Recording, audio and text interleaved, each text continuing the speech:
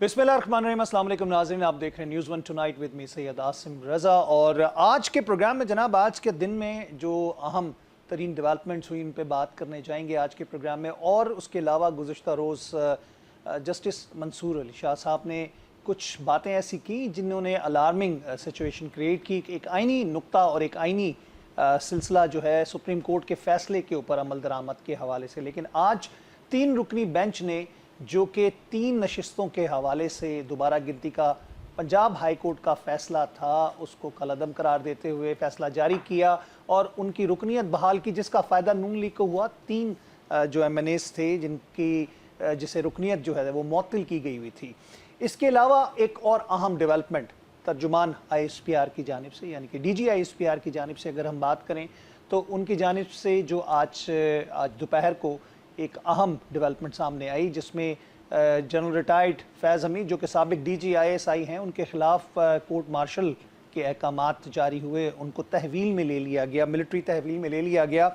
उनके ऊपर जो इल्ज़ामात हैं उसमें एक तो 2017 का केस है टॉप सिटी के हवाले से, उसकी कंप्लेंट पर सुप्रीम कोर्ट ने इंक्वायरी का हुक्म दिया था। उसके साथ साथ उनकी इंक्वायरी जारी थी तो उनके कुछ शवाहिद और भी मिले जिसमें उन्होंने संगीन खिलाफ वर्जियाँ की हैं जो कि मिलिट्री लॉस के हवाले से, रिटायर्ड ऑफिसर्स के या मिलिट्री पर्सनल्स के हवाले से बात की जाती है। तो वो ISPR की तरफ से बाज़ाब्ता एक जिसे कह सकते हैं कि अलामिया जारी किया गया और उनकी हिरासत के बारे में आगाह किया गया और कोर्ट मार्शल के हवाले से कहा गया कि उनका कोर्ट मार्शल शुरू कर दिया गया है, यानी कि अब उसके ऊपर बाकायदा उनको ट्रायल किया जाएगा, मिलिट्री कोर्ट के अंदर कोर्ट मार्शल उनका किया जाएगा।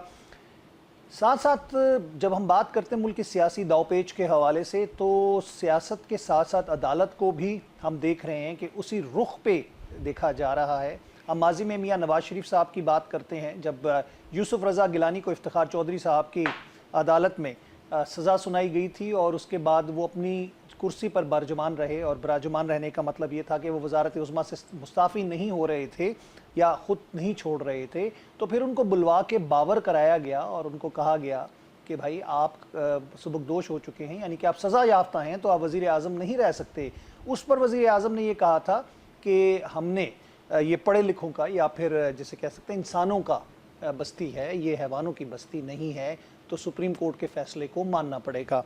अब हुकूमत की तरफ से ये तासुर आ रहा है, यानी कि ये नाक़दीन की राय है कि सुप्रीम कोर्ट का जो फ़ैसला है उसको ना मानने के लिए हिल हुज्जत की जा रही है, जो कि मखसूस नशिस्तों के हवाले से था। अभी ये बहस जारी ही थी कि आज 3 रुकनी बेंच ने जो फ़ैसला दिया 2-1 के तनासुब से दिया गया।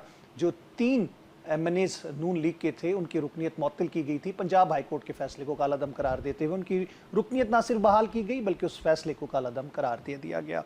सबसे पहले हम बात करेंगे, जब बात की जा रही है जनरल फैज़ हमीद के हवाले से, साबिक DG ISI और संगीन बेज़ाब्तगियाँ और ख़ास तौर पर मिलिट्री लॉज के हवाले से जो बात की जा रही है उसके अंदर बेज़ाब्तगियाँ उनकी सामने आई हैं और उसके साथ साथ 2017 का जो केस था उस हवाले से गुफ्तगू करने के लिए सबसे पहले हमने दावत दी है ब्रिगेडियर रिटायर्ड गज़नफ़र अली साहब को, दिफाई तज्ज़ियाकार हैं। अस्सलाम वालेकुम ब्रिगेडियर साहब।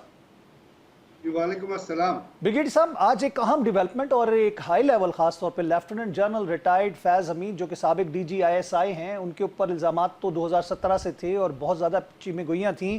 सियासत के अंदर भी उनकी मुदाखलत के शवाहिद मिल रहे थे। अर्ली रिटायरमेंट ली उन्होंने, लेकिन आप 2 साल का एक टेन्योर होता है उसमें खामोशी इख्तियार करते हैं, एक डेकोरम है, मिलिट्री लॉज के हिसाब से देखा जाता है, या कुछ भी अगर हम देखें ऐसे जो मदारिज से गुजरने के बाद रिटायर होते हैं तो उनके लिए एक SOPs होती हैं। इस फैसले को कैसे देखेंगे आप? जो बिस्मिल्लाहिर्रहमानिर्रहीम आसिम, जो चीज़ें सामने आई हैं और जिसमें बुनियादी चीज़ वो है जो आपने पहले अपने इंट्रोडक्शन में जिक्र किया, वो टॉप सिटी के हवाले से और 2017 का एक केस है। और उस केस की तफसील में आप जाएंगे तो ये कहा जा रहा है कि जिस केस के अंदर उनका भाई जो है नजफ, उसका भी जिक्र है, फिर उसके बाद एक कोई ब्रिगेडियर साहब है उनका भी जिक्र है, फिर एक उसी टॉप सिटी का एक जनरल मैनेजर है कंवर खान, उसका भी जिक्र है कि उनके घर पर रेड हुआ। अब उसके अंदर उन तमाम जितने भी इल्ज़ामात हैं रॉबरी के या अपना लैंड ग्रैबिंग के या चोरी के या जिस चीज़, उनको अगर आप एक जगह के एक सेंटेंस में इकट्ठा करें ना तो वो तमाम के तमाम उनके DG ISI के टेन्योर के तौर पे वो तमाम चीज़ें जो मिस यूज़ ऑफ अथॉरिटी में काउंट होती हैं। अब वो मिस यूज़ ऑफ अथॉरिटी कि आप एक पोजीशन में थे, उसके अंदर अगर किसी के घर पर रेड किया गया है, कई रेंजर्स के लोग इस्तेमाल हुए हैं, कोई आईएसआई के लोग इस्तेमाल हुए हैं, कोई उससे बातचीत की गई है, कोई किसी को दबाने की कोशिश गई है, तो वो मिस यूज़ ऑफ अथॉरिटी की पैरामीटर में आते हैं। और जब आप एक ऐसी पोजीशन में होते हैं जहाँ आपकी ताकत बहुत मजबूत होती है, तो ये एक बहुत सीरियस क्राइम है। अब इसके साथ आप एफिलिएट कर लें, जितनी चीज़ें एफिलिएट करना चाहते हैं।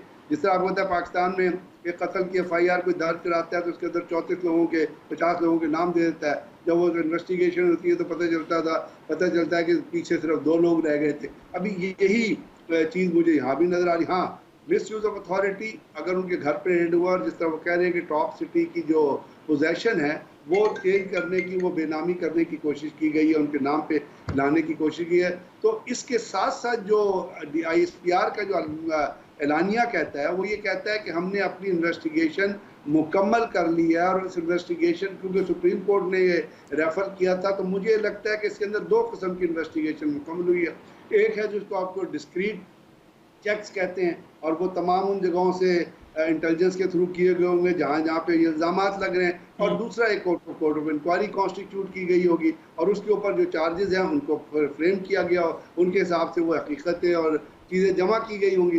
तो अब चूँकि ये कह रही है ISPR की स्टेटमेंट की हमने इन्वेस्टिगेशन इंक्वायरी मुकम्मल कर रही है, now we are moving toward the disciplinary action, और डिसिप्लिनरी एक्शन वो इंडिकेट कर रहे हैं कि उनका कोर्ट मार्शल होगा, वो फील्ड जनरल कोर्ट मार्शल हो, कोर्ट मार्शल हो। उसके अंदर अब चीज़ जो है सेकंड स्टेज के ऊपर जब आसिम जाएगी तो वहाँ पे एक प्रॉपर कोर्ट बैठेगी, और उस कोर्ट के अंदर एक प्रेसिडेंट के साथ कम से कम 2 से 3 मेंबर्स होंगे, और उसमें उन मेंबर्स के साथ उस कोर्ट की पूरी कॉन्स्टिट्यूशन होगी कि उसके अंदर एक अटॉर्नी एक होगा जो प्रोसिक्यूशन होगी, फिर जनरल फैज। अब इसमें खाली जनरल फैज तो नहीं होंगे। अब जब आप ये कहते हैं कि रेंजर्स के लोगों ने या ISI के लोगों ने उसके घर पे हम गए, जाके उनको दबाया, तो उसके अंदर और भी कुछ लोग होंगे। फिर एक आप इन्वेस्टिगेशन रिपोर्ट पुरानी उठा के पढ़ें तो उसके अंदर एक ब्रिगेडियर साहब का भी नाम आ रहा है, उसके साथ कुछ और लोगों का नाम, उनको भी लाया जाएगा, तो वो अपना डिफेंस लॉयर करेंगे। तो उसके बाद फिर कुछ चीज़ें प्रूव की जाएंगी कि कौन लोग गए थे, किस टाइम पे गए थे। अब ये एक प्रोसेस चलेगा।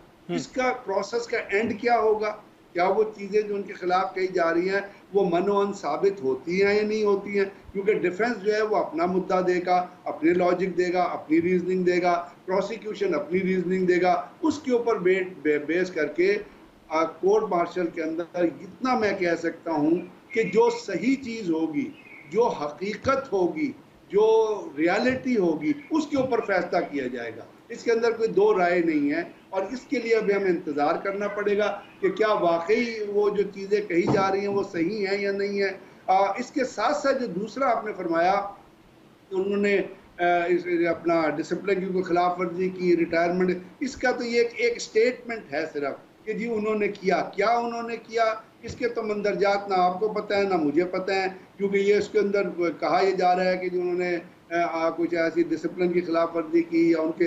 अब जहाँ तक आप बात करते हैं कि सियासत के से ताल्लुक़ की या सियासतदानों से राब्ते की और या इस चीज़ों की, तो वो तो आपको पता है कि माजी के में आप उठा के केसेस पढ़ लें और माजी की चीज़ें देख लें तो बहुत सारे लोगों के बहुत सारों से ताल्लुकात रहे हैं। तो जो केस है, जो मेन केस है, वो ये केस है जिसके ऊपर टॉप सिटी के हवाले से, क्योंकि सुप्रीम कोर्ट ने रेफ़र किया था और सुप्रीम कोर्ट ने कहा था कि जी आप प्रॉपर फोरम पे जाएं, और तब अटॉर्नी जनरल ने कहा था जी proper forum is ministry of defence. जब मिनिस्ट्री ऑफ डिफेंस में आई तो उसने आर्मी को रेफ़र किया, और आर्मी ने जो कुछ प्रोसीजर किया है वो आपके सामने। माजी में ऐसे केसेस बहुत सारे आपको नजर आएंगे। आपको याद है एक केस हुआ था जनरल कियानी के ज़माने में, जिसमें 3 जनरल ऑफिसर थे, जिनमें एक जनरल अफजल मुजफ्फर थे और थे, उनको अटैच किया गया था फौज के साथ एक कुछ इन्वेस्टमेंट के हिसाब से। एक जो था कि जी आपने गलत जगह पे पैसे इन्वेस्ट किए हैं, उसकी इंक्वायरी हुई। फिर जनरल अफजल मुजफ्फर का नाम आपको पता है विकी लीक्स वगैरह में भी आया था, उसके ऊपर भी बातचीत हुई। उसके बाद एक general lieutenant general Javed Iqbal थे और उनके साथ एक ब्रिगेडियर थे जिनको कहा गया था कि उनके अमेरिका से ताल्लुकात थे और वो पाकिस्तान के बहुत सीक्रेट लोग, तो उनके खिलाफ भी मुकदमा चला। तो ये चीज़ें आर्मी के अंदर एक एहतसाब का जो प्रोसीजर है ना, जब चीज़ साबित हो जाती है, जब चीज़ सामने आ जाती है, फिर वो आप उसको अनडन नहीं कर सकते, उसको आप ओवरलुक नहीं कर सकते। It has to go through the proper procedure and proper law. ठीक, तो ये नहीं हो सकता कि आप उसके अंदर शॉर्टकट मार लें और लॉ से शॉर्टकट मार लें। अगर वो चीज़ साबित हुई है कि किसी शख्स ने, और वो उसका अल्टीमेट फोरम जो है वो साबित करने का वो है एक अदालत, और अदालत जो है वो मैंने जैसे आप दर्ज किया कोर्ट मार्शल एक प्रॉपर अदालत होती है जिसके तहत ये केस जो है वहाँ पे सुना जाता है और उसके बाद उसका डिसीजन दिया जाता है। ठीक है, मेरे साथ हमारे दो मेहमान और भी मौजूद हैं, उनका भी तारुफ कराऊंगा, उनको भी गुफ्तगू में शामिल करता हूं। हमारे साथ एडवोकेट हाफिज़ एहसान खोकर, माहिर कानून, senior most lawyer, supreme court के लॉयर हैं, किसी तारुफ के मोहताज नहीं, खुशामदीद कहते हैं आपको भी। और बैरिस्टर तैमूर मलिक साहब भी हमारे साथ मौजूद हैं और आपका ताल्लुक पाकिस्तान तहरीक इंसाफ से भी है। आप दोनों से भी इस बारे में गुफ्तगू करूंगा। सबसे पहले हाफिज़ साहब ये बताइएगा कि इस तरह के केसेस जो कि तारीख में हमने पहले भी सुने, बहुत सारे नाम आए, केस शुरू करने की बात हुई, साबिक जनरल रिटायर्ड मुशर्रफ साहब जो सदर पाकिस्तान भी रहे, उनके खिलाफ भी केस हुआ और उनको तो सुप्रीम कोर्ट या फिर सिविल कोर्ट्स में उनका ट्रायल किया गया। लेकिन ये केस इस लिहाज से भी बड़ा इंपॉर्टेंट है कि इसका बराह रास्त ताल्लुक अगर हम देखें, चाहते ना चाहते भी पाकिस्तान तहरीक इंसाफ और उससे पहले से आवाज़ें गूंज रही थी, हमें नून लीग के रहनुमा इनका नाम लेते बाशगाफ अल्फाज में मुजाहरों में और मुख्तलिफ डेमोस्ट्रेशन में नजर आया कि वो ये काम कर रहे हैं और उनकी हुकूमत बनाने की कोशिश की जा रही है, हमें गिराने की कोशिश की जा रही है। आज जो सूरत हाल नजर आई आपको, आप कैसे देखते हैं? बिस्मिल्लाहिर्रहमानिर्रहीम। आसिम, एक तो बात यह है कि जो आज चीज़ सामने आई है उसका पाकिस्तान की किसी पॉलिटिकल एक्टिविटी से उसका कोई ताल्लुक़ नहीं है और ना ही उसका फैज़ाबाद धरने से कोई ताल्लुक़ है, चूँकि वो भी एक जो आया था उसके अंदर जितने भी लॉ इन्फोर्समेंट एजेंसीज़ की स्टेटमेंट्स आई थी और even prime minister of Pakistan ने भी ये कहा था जो उस दौर के थे कि जो भी ISI ने किया था वो हमारी इंस्ट्रक्शंस के मुताबिक ही किया था और इसीलिए कोई ऐसी फाइंडिंग जो थी वो ISI के ख़िलाफ़ जो थी वो धरना केस के अंदर नहीं आए थे। चाहे सुप्रीम कोर्ट ऑफ पाकिस्तान जो थी उन फाइंडिंग से मुतमिन थी या नहीं थी वो एक और है, लेकिन कोई ऐसी चीज़ जो थी वो नहीं आई थी जिसकी बुनियाद पे ये कहा जाए कि एक पॉलिटिकल प्रोसेस जो था उसकी वजह से इस केस के अंदर इन्वॉल्व किया गया। ये एक इंसिडेंट है जो मई 2017 के अंदर होता है और उसको रिपोर्ट जो है वो सुप्रीम कोर्ट ऑफ पाकिस्तान की जब नवंबर के अंदर धरना फैज़ाबाद की प्रोसीडिंग चल रही थी तो वहाँ पे एक एप्लीकेशन आई और सुप्रीम कोर्ट किसी भी चीज़ की फैक्चुअल कंट्रोवर्सी करने का ना फोरम है ना हाई कोर्ट फोरम है और उसके लिए उन्होंने उस चीज़ को फॉरवर्ड किया मिनिस्ट्री ऑफ डिफेंस को और मिनिस्ट्री ऑफ डिफेंस ने जो है वो एक जो प्रोसेस होता है GHQ का उसके अंदर उसको फॉरवर्ड किया और GHQ जब भी कोई प्रोसेस करता है वहाँ पे आपका पाकिस्तान आर्मी एक्ट जो है वो अप्लाई करता है और जब पाकिस्तान आर्मी एक्ट अप्लाई करता है तो उसके दो हिस्से हैं।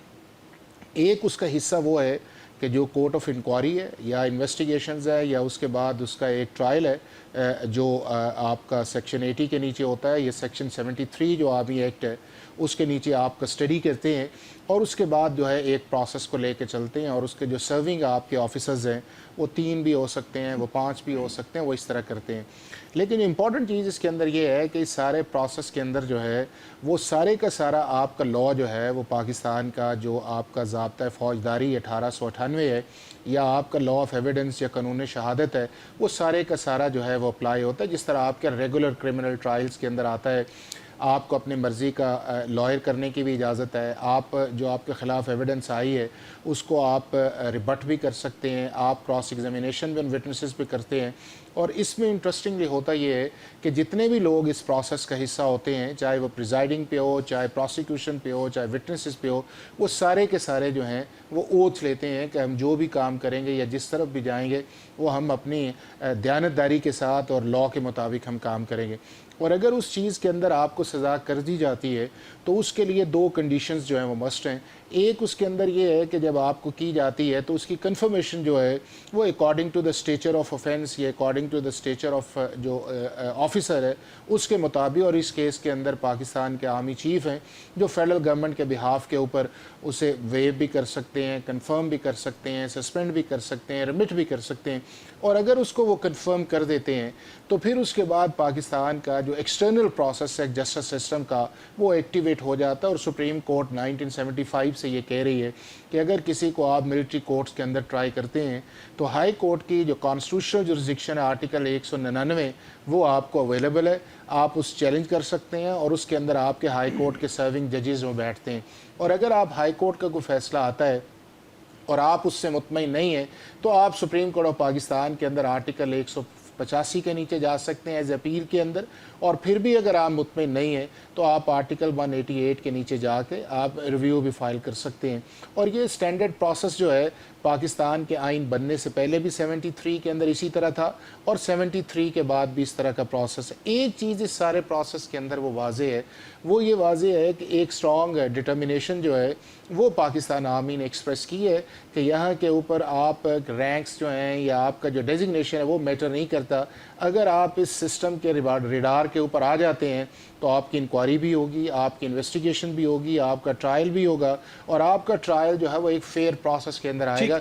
और अगर आप उसके अंदर मुलविस हैं तो एक सज़ा और जज़ा का कॉन्सेप्ट है आपके जो है वो You have to face them law, ठीक है, आपने कानून के मुताबिक। और उसके अंदर मैं ये समझता हूँ कि पाकिस्तान का जो अकाउंटेबिलिटी का फ़ौज का सिस्टम है, ये आपकी मिलिट्री कोर्ट्स है वो दुनिया के अंदर रिकगनाइज है, और दुनिया के जो टॉप 7 कंट्रीज़ हैं आपकी आर्मी भी उसमें शामिल है, और आपका जो मिलिट्री कोर्ट का प्रोसेस है वो भी दुनिया के अंदर एक रैंकिंग। मैं बैरिस्टर साहब को भी इसमें इन्वॉल्व करूंगा। बैरिस्टर साहब, पाकिस्तान तहरीक इंसाफ के हवाले से बात की जाती है, आपकी हुकूमत के अंदर वो बहुत अहम पोजीशन यानी कि हुकूमत बनाने और चलाने वालों में उनका शुमार किया जाता था।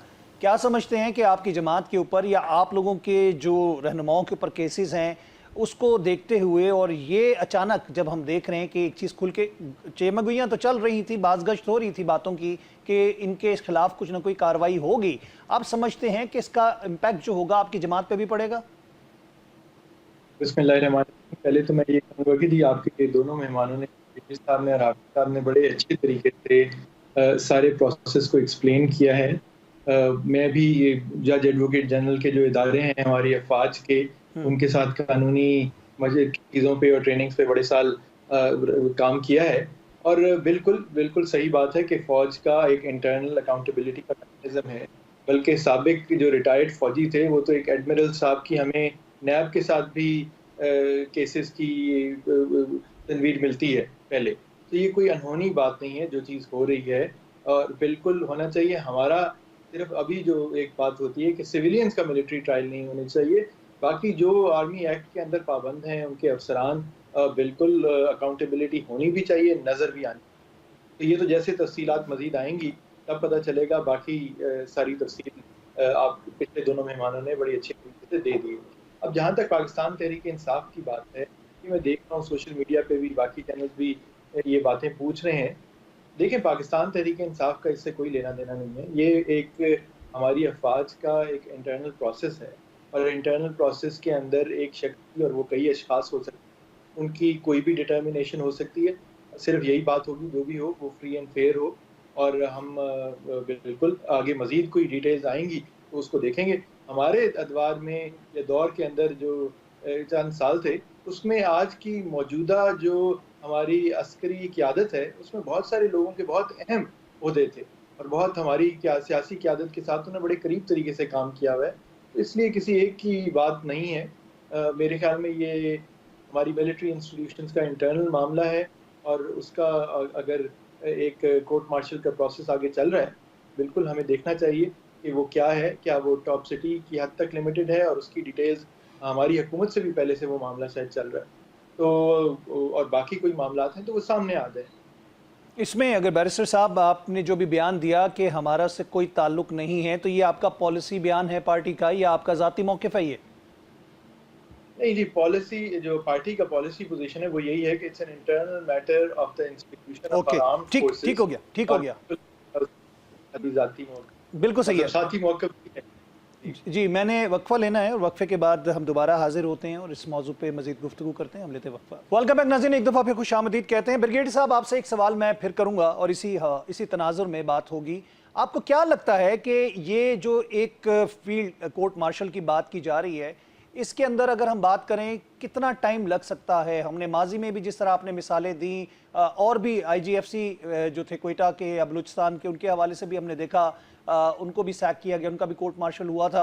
आपको कितना टाइम लगता है कि इसके ऊपर प्रोसीजर को कंप्लीट होने में लग सकता है? आसिम, मैं एग्जैक्ट टाइम तो आपको नहीं बता सकता, लेकिन अभी तो प्रोसीडिंग्स, अभी तो एक स्टेटमेंट ये कहती है कि प्रोसेस जो है वो for field general court martial is being initiated. Now process के हिसाब से the constitution of the court, उसका पब्लिकेशन ऑफ द ऑर्डर, उसके साथ साथ उसकी टेक्निकल रिक्वायरमेंट फिर जैक ब्रांच का उसके ऊपर ओपिनियन, जैक से उसकी रेटिफिकेशन, और उसके बाद वो कोर्ट कॉन्स्टिट्यूट होगी, जो जैसे पहले कहा कि 3 मेंबर्स या 5 मेंबर्स कोर्ट हो सकती है। मोस्ट प्रॉब्ली 3 मेंबर कोर्ट होती है, 5 मेंबर कोर्ट की ज़रूरत होती नहीं है, क्योंकि ये कोई इतना बड़ा ये लैंड ग्रैबिंग है। जैसे मैंने आपको बताया, इसके ऊपर जो दायरा का इख्तियार है वो है मिस यूज़ ऑफ अथॉरिटी। उसमें आप जो चीज़ें क्लॉजेज लगाना चाहें वो तो बात की बात है, वो आप लगा लेंगे। तो इस प्रोसेस में मुझे लगता है कोई 5, क्योंकि आज स्टेटमेंट आई है, तो आज से अगर हम काउंट करें ये तो 8-10 दिन, हफ्ता एक इस चीज़ में लग जाना चाहिए। फिर जैसे मैंने आपसे अर्ज किया कि एक प्रोसिक्यूटर होगा जो आर्मी की तरफ से होगा, और फिर जनरल फैज़ और उनके साथ, अभी मुझे नहीं पता उनके साथ किन किन को कौन से और लोग एलाइट मेंबर्स हैं और लोग होंगे जिनका नाम है, क्योंकि नाम तो आएगा। यानी वो अगर ये कहते हैं स्टेटमेंट में, ये स्टेटमेंट दी जाती है कि ये लोग उनके घर गए और उसमें रेंजर्स के लोग थे और उसके अंदर आईएसआई के लोग थे, या तो वो लोग भी तो आइडेंटिफाई होंगे ना। या कहा जाता है कि किसी ब्रिगेडियर साहब ने कंवर इकबाल से कांटेक्ट किया, जो मैनेजर था, उन ब्रिगेडियर साहब का भी नाम होगा, या तो वो मुल्जिम होंगे, या वो फिर विटनेसेस में होंगे, या वो कोई वादा माफ गवाह कोई बंदा बनेगा। ये एक प्रोसेस है। तो मुझे लगता है कि इसकी कंप्लीशन में मेरी नज़र में 1.5 से 2 महीने लगेंगे। 1.5 से 2 महीना ठीक हो गया। ठीक हो गया ब्रिगेडियर साहब, थैंक यू वेरी मच आपका, आपने इस हवाले से हमें अपना मौक़िफ़ दिया। और ब्रिगेडियर रिटायर्ड गज़नफ़र अली साहब हमारे साथ मौजूद थे।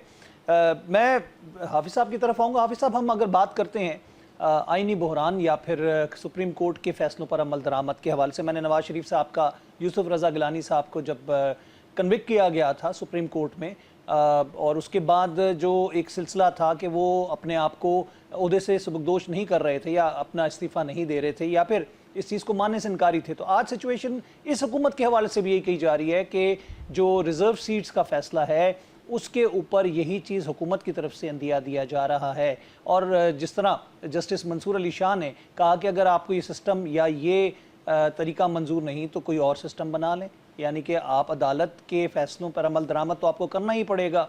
और उन्होंने इस चीज़ को बार बार एम्फेसाइज़ किया कि फ़ैसले पर अमल दरामद होता है, वरना फिर ये एक आइनी बुहरान की तरफ चीज़ चली जाती है। और उन्होंने कहा कि ये सारी चीज़ें आइन के ताबे होती हैं और सुप्रीम कोर्ट का फ़ैसला लाजमन अमल दरामद उस पर किया जाता है।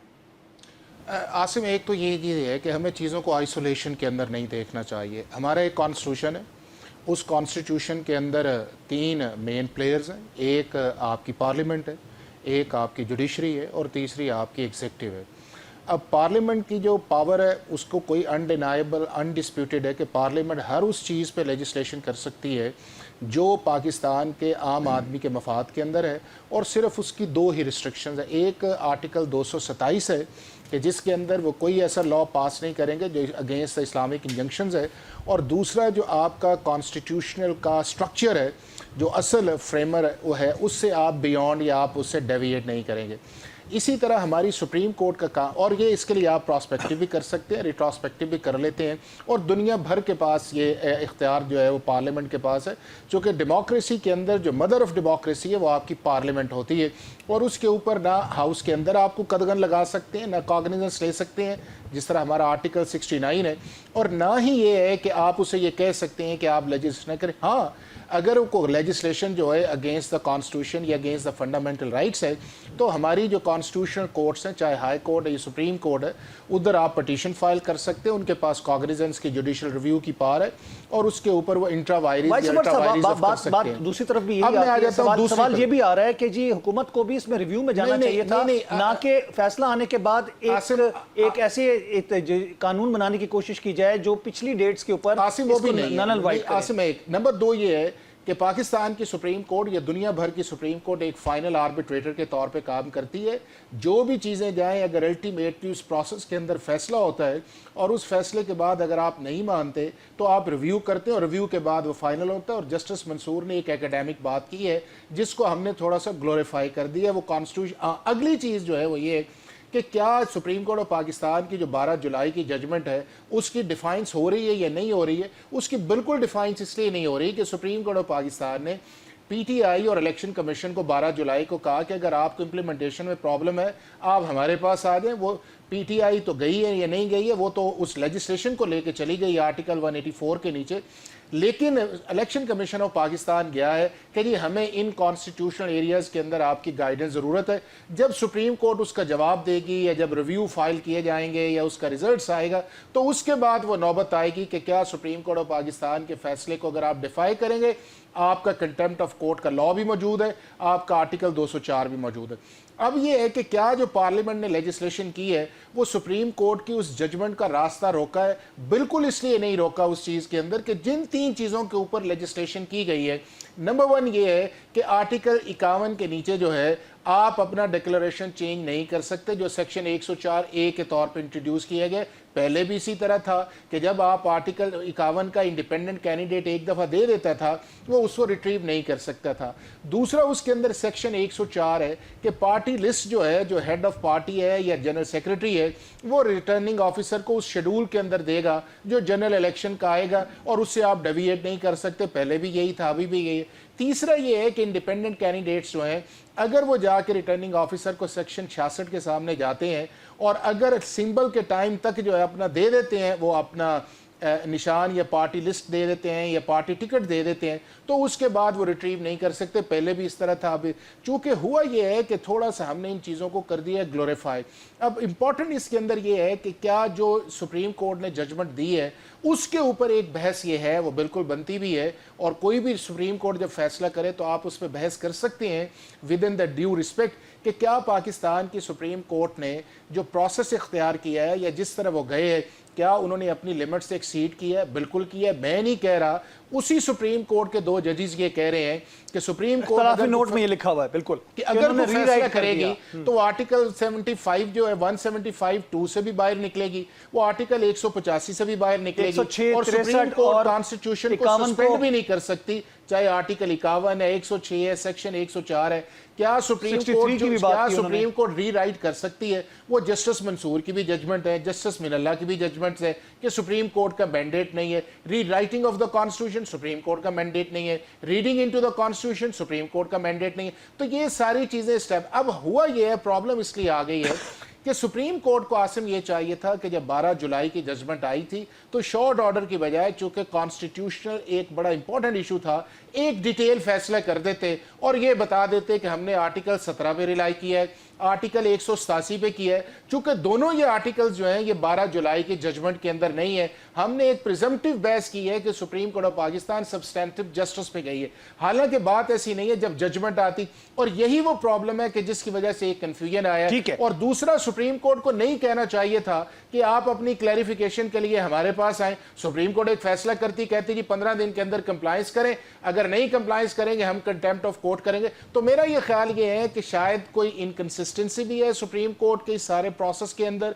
और सुप्रीम कोर्ट ने जो लॉ की लिमिट्स हैं उससे भी थोड़ा सा बाहर गए हैं, और जिसको दोनों जजेस ने भी कहा है, और यही वो एक प्रॉब्लम है जिससे पाकिस्तान के अंदर एक कॉन्स्टिट्यूशन या पॉलिटिकल टर्मोइल बना हुआ है। बैरिस्टर साहब, आप क्या कहते हैं? आपके ख्याल में हाफिज साहब ने जो गुफ्तगू की है कानून के दायरे के अंदर नुकात को बात करते हुए, और जो दो इख्तलाफी नोट हैं उसके अंदर भी ये चीज़ बड़ी वाज़ेह तौर पर आई है, और साथ साथ आज एक फैसला आया है और उसमें आप लोगों की जो 3 सीटों के हवाले से आप लोगों ने क्लेम किया था, रिकाउंटिंग की बात की गई थी, पंजाब हाई कोर्ट का, यानी लाहौर हाई कोर्ट की अगर हम बात करें, पंजाब हाई कोर्ट के फैसले को मुअत्तल किया गया और उनकी रुकनियत बहाल कर दी गई। देखिए, मैं पहले आपकी दूसरे सवाल का जवाब दूंगा क्योंकि ये आज का फैसला है, और इसमें बड़ी मजेदार बात है कि मेरे जैसे जो पाकिस्तान तहरीक इंसाफ के उम्मीदवार थे उनको तो आज तक रिकाउंट मिला नहीं।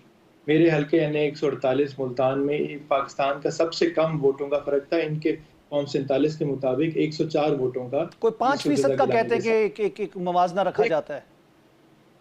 बिल्कुल जी, वो है कि 5% से कम अगर फर्क हो, या नेशनल असेंबली के लिए 8000, प्रोविंशियल के लिए 6000 वोटों से कम फर्क हो, तो कानून प्रोवाइड करता है इलेक्शन एक्ट के रिकाउंट दोबारा होना चाहिए। मुझे तो 10 घंटे बंद रहा आरओ के दफ्तर, सारे पाकिस्तान ने देखा गिलानी साहब के बेटों के साथ, और रिकाउंट रात को 10-11 बजे उन्होंने आरओ ने कहा कि नहीं मिल सकता। मेरी इंसिस्टेंस पे रिटर्न एक मुझे डिसमिसल ऑर्डर दे दिया। मैं वो लेके लाहौर हाई कोर्ट गया। लाहौर हाई कोर्ट ने कहा कि नहीं जी, आप इलेक्शन कमीशन के पास जाएं, इलेक्शन मामलात में हम मजाज नहीं है। मैं इलेक्शन कमीशन के पास गया, उन्होंने 2 महीने चक्कर लगवाए, तारीख पे तारीख की, दूसरी तरफ से गिलानी साहब ने सुप्रीम कोर्ट बार के सदर को अपने वकील के तौर पे पेश किया, मामला लटकते रहे और इवेंचुअली उन्होंने भी जब ट्रिब्यूनल बन गए तो ये कह के पिछली डेट में फैसला पकड़ा दिया महीने बाद कि जी आप ट्रिब्यूनल बन गए, अब आप ट्रिब्यूनल में जाए। अब मैं ट्रिब्यूनल में चला गया तो वहां पे नोटिस इशू हो चुके हैं सब पार्टीज को, लेकिन पिछले 2 महीने से उसके बाद कोई कार्रवाई नहीं हुई। दरमियान में बाय इलेक्शन भी हो गया मेरे हल्के में। तो कमाल ये है कि ये सिर्फ नून लीग वाली चीजों के ऊपर वहां पे रिकाउंट बनता है और मेरे 10 लाख के हल्के के अंदर जहां 104 का फर्क था, जहां पे जिनको फॉर्म 47 पे जताया गया वो तो हफ्ते बाद ही अपने आप को सबको सदर को वोट डाल के सेनेट चले गए।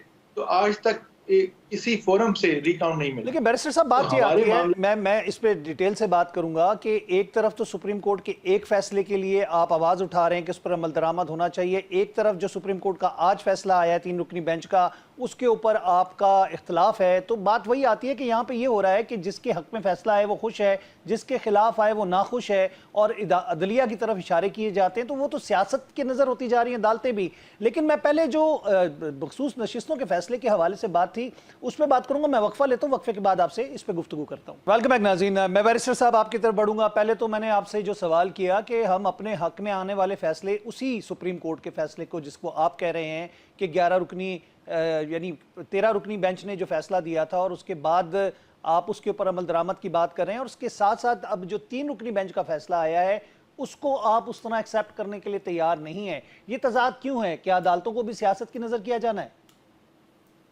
नहीं, बिल्कुल नहीं जी। देखें, जुडिशलाइजेशन ऑफ पॉलिटिक्स जो है ये तो एक माजी में हम देख चुके हैं। ये इसके ऊपर बड़ा लिखा गया है और ये पाकिस्तान में भी हुआ। लेकिन अब हम जो बात कर रहे हैं, देखें, एक कानून के तालिब इल्म के तौर पे मेरा भी, हाफिज साहब का भी का जो हमारी अदालतों के फैसले हैं उनके ऊपर एक कानूनी तनकीद करना हमारा हक है। तो हम वो कर रहे हैं कि जी किस तनाजुर में है कि 3 मेंबर बेंच ने चीफ जस्टिस की सरबराही में आज जो फैसला दिया है वो ये हकीकत है कि नून लीग के जो उम्मीदवार थे उनके हक में जाने वाली चीज के ऊपर रिकाउंट की आज बात हो गई है। हमारी 70 से ऊपर जो नेशनल असेंबली के उम्मीदवारों की पिटिशन हैं वो अभी तक आगे चल ही नहीं रही हैं नोटिस की स्टेज से पंजाब के अंदर। तो ये एक हकीकत मैं बयान कर रहा हूँ आपके आगे, और कुछ नहीं। जहां तक बात है मखसूस नशिस्तों के फैसले की, देखें, मैं मुअद्दबाना तौर पे अपने भाई से थोड़ा सा डिफर करूंगा कि वहां पे वायलेशन हो रही है, उसकी इम्प्लीमेंटेशन बिल्कुल नहीं हो रही है। इलेक्शन कमीशन को चाहिए था कि जो ऑर्डर के मुताबिक सुप्रीम कोर्ट के पाकिस्तान तहरीक इंसाफ ने लिस्टें जमा कराई उनको आप नोटिफाई करें, आप फिर उसके बाद जाएं, रिव्यू में जाएं, डिटेल जजमेंट का इंतजार करें। जो कानून साजी की गई है मैं उसकी भी 2 तनाजुर बता दूं आपको। देखें, सुप्रीम कोर्ट कर सकता है कानून और आइन की तशरीह, और अगर सुप्रीम कोर्ट ने इस केस में आर्टिकल 51 की रिजर्व सीट से मुतालिक आइन की शिक की अगर तशरीह की है, क्योंकि उसमें एम्बिगुइटी मौजूद थी, कॉन्स्टिट्यूशनल जुरिसडिक्शन अपनी एक्सरसाइज की है, तो वो एक सादा कानून सादा अक्सरियत से ला के आप उस चीज को तो नहीं रोक सकते। उसके लिए आप आईनी तरमीम करें। पार्लियामान बिल्कुल बालादस्त है, पार्लियामान अवाम की आवाज है, चाहे ये फॉर्म 47 वाली हुकूमत का ऐवान हो, और वो कर सकते हैं कानून साजी। लेकिन इस केस में वो आईनी तरमीम करते तो तब वो कर सकते थे। अब उन्होंने एक ये किया। दूसरा, जो रेट्रोस्पेक्टिविटी की बात है, इस तरह के मामलात में जो नया कानून माजी की चीजों पे तो इतलाक उसका नहीं हो सकता, और सुप्रीम कोर्ट ने किसी तनाजुर में वो फैसला दिया है कि मेरे जैसों के पास तो आज भी अपनी ओरिजिनल पीटीआई की टिकट मौजूद है, बिकॉज आरओज ने एक्सेप्ट ही नहीं की थी।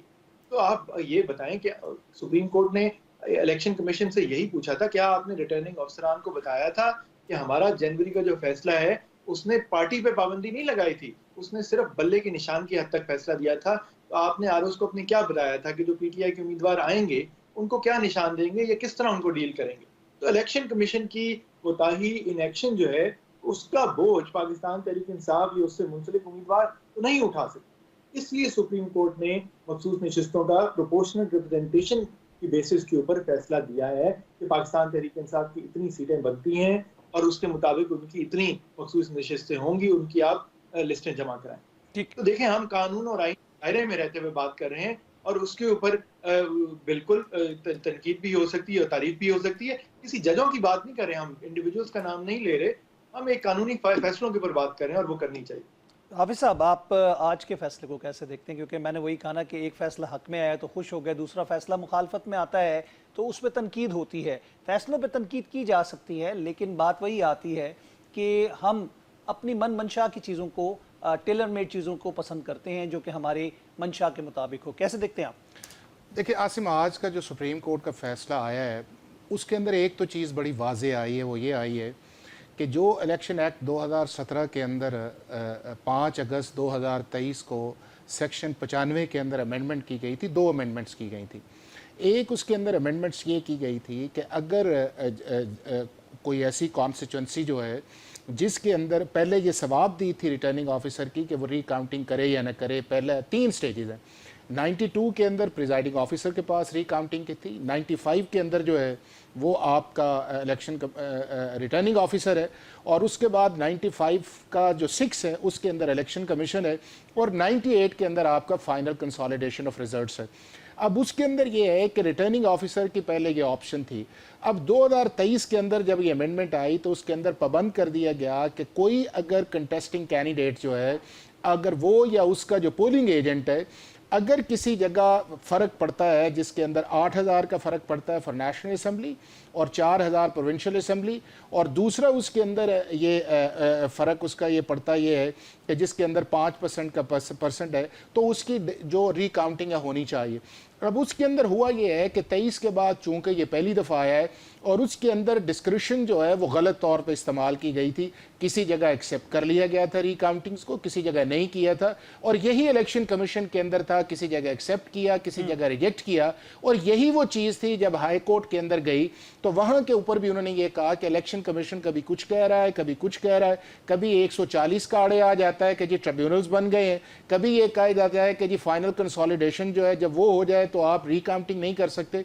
तो मेरा ख्याल ये है कि सुप्रीम कोर्ट ऑफ पाकिस्तान ने 3-4 चीज़ें बड़ी वाजे कर दी हैं। एक उसके अंदर ये वाजे कर दी है कि कोई भी एप्लीकेशन अगर 8,000 या 5% पे है तो अगर उसे एंटरटेन नहीं किया गया तो वो एंटरटेन होनी चाहिए, और वो रिटर्निंग ऑफिसर के लिए शैल का वर्ड है।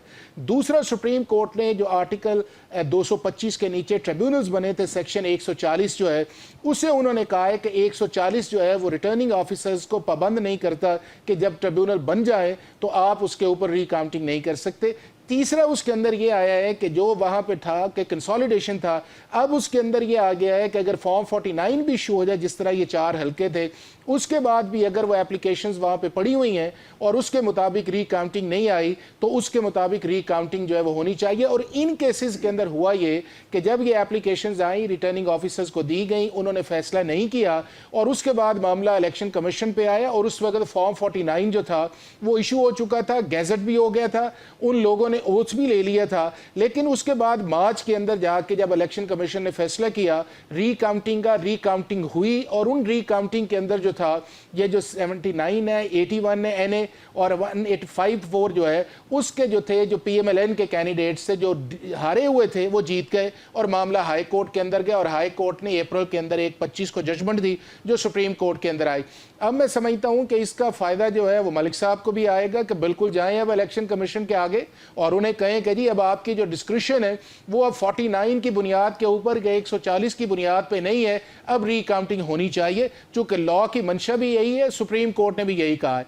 दूसरा, उस चीज के अंदर यह है, मेरे ख्याल कि एक और भी प्रिंसिपल इसको डिजाइन हो गया इस चीज के अंदर कि आइंदा भी जो वो अनब्रिडल डिस्क्रिप्शन थी कि कहीं रिटर्निंग ऑफिसर कर रहा है, कहीं नहीं कर रहा, कहीं इलेक्शन कमीशन कर रहा है, कहीं नहीं कर रहा, अब वो लॉ फॉलो होगा कि जहां पे 5% या 8,000 या 4,000 का फर्क है, हर सूरत के अंदर जो है वो रिकाउंटिंग आनी चाहिए। और तीसरा इस चीज का था कि ट्रिब्यूनल्स बार्ड कर देता है इलेक्शन कमीशन की जुरिसडिक्शन, जो सेक्शन 8 के नीचे है या सेक्शन 9 के नीचे है।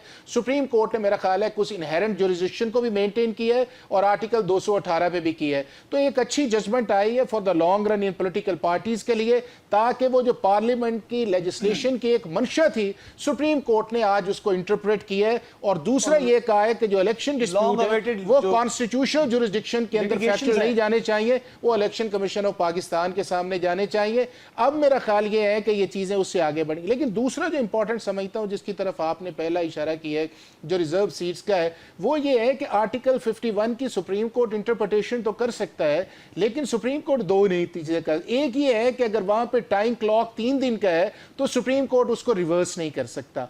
दूसरा उसके अंदर ये है कि अगर आपने उसको डिक्लेरेशन दे दी है तो आप उस डिक्लेरेशन को आर्टिकल 51 के नीचे सुप्रीम कोर्ट कह नहीं सकती कि आप उसको वापस करें। तो यही वो चीज है जिसको रीराइट, और प्राइमरीली उस चीज के अंदर कि जब पीटीआई जानते बूझते उन्होंने एसआईसी को ज्वाइन किया, यानी कि एज ए प्रॉक्सी के तौर पे लिया, और till the last moment of supreme court जो था उन्होंने ये कहा कि हमारा नहीं है, इनका है। और मेरा ख्याल ये है कि पीटीआई के लिए भी एक सरप्राइज डिसीजन था सुप्रीम कोर्ट का कि गए तो एसआईसी के लिए थे या दूसरी पॉलिटिकल पार्टीज के लिए थे, तो फैसला उनकी फेवर के अंदर आया। और आर्टिकल 185 अमूमन जो है वो लिस्ट पे फैसला करता है, वो सब्सटेंशियल जस्टिस तब उसके अंदर बात चीज आती है कि जब आर्टिकल 187 का कोई केस मेड आउट करे। तो यहां पे तो पीटीआई ने 187 का केस मेड आउट भी नहीं किया, बल्कि आई ही नहीं है, और ना ही आर्टिकल 17 का सुप्रीम कोर्ट ऑफ पाकिस्तान के सामने केस। तैमूर साहब, मैं लास्ट आपके यही वो वर्डिक्ट एक लेना प्रॉब्लम चाहूंगा, है क्योंकि कि हमारे हमारे वजह से सुप्रीम कोर्ट की जजमेंट के ऊपर जो है वो लीगल सर्कल्स के अंदर एक बहस हो रही है। बैरिस्टर साहब, आप क्या कहेंगे खास तौर पे जब हम बात करें कि 51 आर्टिकल 51 के हवाले से? मेरे पास 1 मिनट है, मैं चाहूंगा उस पर आप क्विकली इस पे अपना रिस्पॉन्ड दें। देखें, मेरे ख्याल में तो बात बिल्कुल वाज़ेह हो गई, और बात सिर्फ ये नहीं थी, ये कंप्लीट जस्टिस की बात हो रही है। उस वक्त देखा गया था कि पाकिस्तान तहरीक इंसाफ के उम्मीदवार आखिर क्यों नहीं थे इलेक्शन के अंदर, और उसके लिए यही था कि आरओज़ ने रिसीव ही नहीं की थी एप्लीकेशन, कहीं लिखा था किसी के फॉर्म के।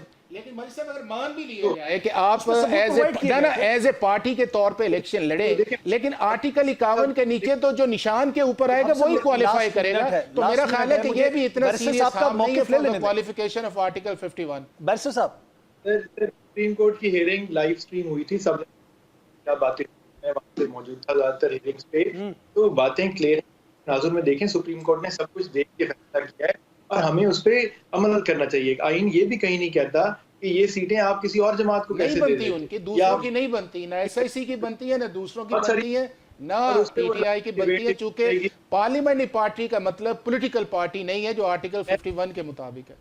मैं सिर्फ ये बात करूंगा, आप तो खैर पार्लियामानी पार्टी ये रिकग्नाइज है, मैं सिर्फ इस पे ये बात करूंगा कि जो आज का फैसला है, देखें इन्होंने आपने जैसे बात की, मैं बिल्कुल उम्मीद रखता हूं कि मेरे जैसे लोग जो हैं, मेरा तो 8000 का क्या 10 लाख के हल्के में 104 का फर्क है सिर्फ। सो कि ये दोबारा आप देखते हैं कि आपके लिए आज का फैसला फायदेमंद हुआ, जिस तरह हाफिज साहब ने कहा, जाना चाहिए इन्हें। देखें, मैं वैसे कानूनी बात कर रहा था इस फैसले की, मेरी जात की हद तक और मेरे हल्के की हद तक उम्मीद है कि बेहतरी होगी, लेकिन देखेंगे कि क्या इलेक्शन और आरओ जो है उस पे अमल अब करता है कि नहीं करता। Thank you very much barrister साहब, थैंक यू वेरी मच हाफिज साहब। ब्रिगेडियर गजनफर अली साहब भी हमारे साथ रहे आज के प्रोग्राम में। नाज़रीन, यही कुछ था अभी तक के लिए, मैं चाहूंगा आपसे इजाजत, अल्लाह ने